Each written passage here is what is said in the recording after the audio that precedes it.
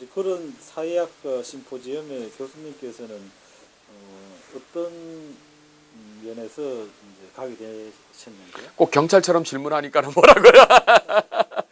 다시 취조받는 기분이 나는데 왜 사회학과 그 심포지엄에 철학과 학생이 왜 가냐? 네. 이런 질문을 그때도 받았어요. 그렇게 받았는데 그때하고 똑같이 대답할 수 있습니다. 뭐가 되는가 하면은 첫째가 일단은 뭔 얘기를 하는지 공부하고 싶었다 하는 거였고요. 그리고 나서 이제 여러 사람이 가니까 나도 가고 싶었다 그런 부분이었고, 그런데 거기에 분명한 얘기지만 농성이나 데모하러 간 건 아니었어요. 그거는.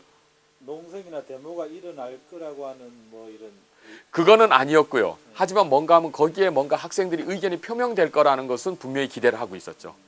근데 그것을 그러면 농성이나 데모가 아니고 뭐냐라고 글쎄 그걸 요새 뭐라고 해야 됩니까? 집회라고 해야 됩니까?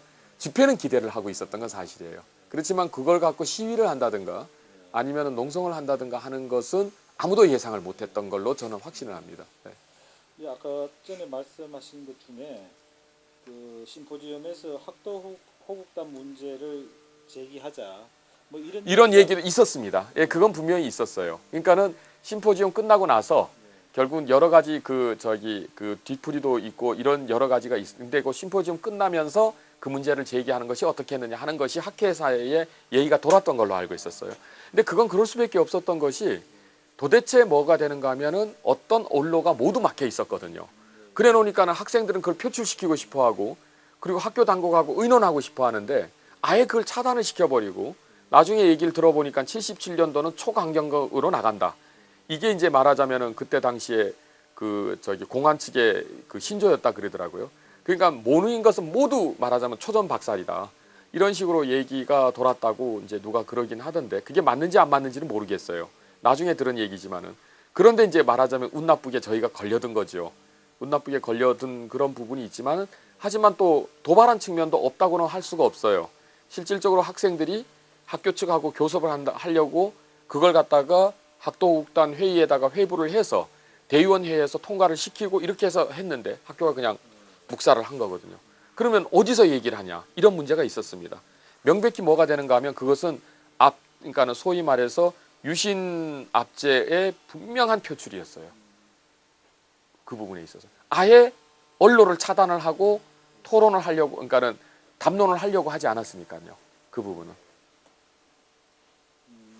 이제 그 사회학과 심포지엄이 의도되지 않은 그런 농성이었다는 게 이제 대다수 당시 후속자분들도 그렇고 그런데 예.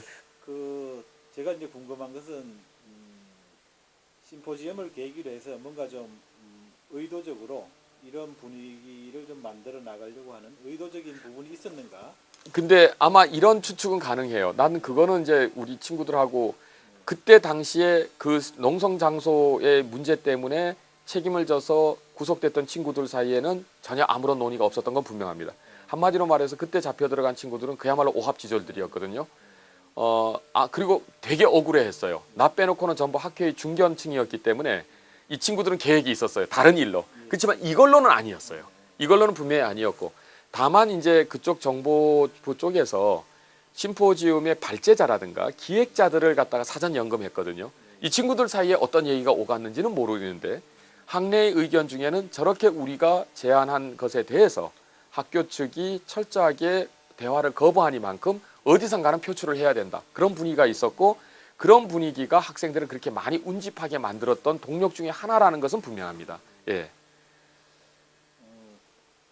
이 심포지엄 준비하신 그 발표자분들 여러 분 계신데 이분들하고 사전에 뭔가 저는 전혀 없었어요. 저는 지금도 그때 발표자가 누군지 기억에 있는 사람 그 장소에 나오지 않았기 때문에 그래서 그때 당시 사회학과의 관계자로서 나왔던 사람은 그 학회장이었던 그 피정선하고 그리고 그 다음에 심상환하고 박홍렬. 근데 상환이하고 홍렬이도 저는 그때 당시까지 몰랐던 사람이에요.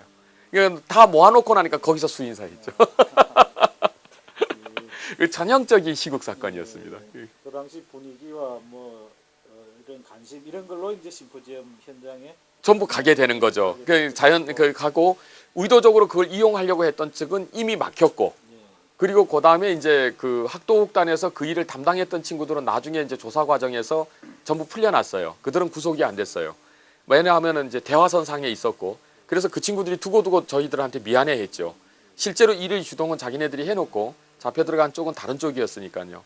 그래놓고 나니까는 그때 거기서 운명이 많이 갈렸습니다.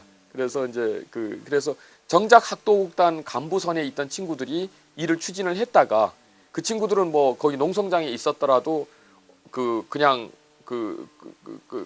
같이 묻어간 상태가 되놓으니까 풀려났고, 거기서 이제 말하자면은 뭐 이상하게 형사 눈에 노래를 잘 불렀다든가 이런 친구들이 했던 그 대표적인 친구가 지금 그 한양대 도고동문과 교수하는 전경재 같은 경우 노래 잘 불렀다고 해서 아주 고생을 한 거죠.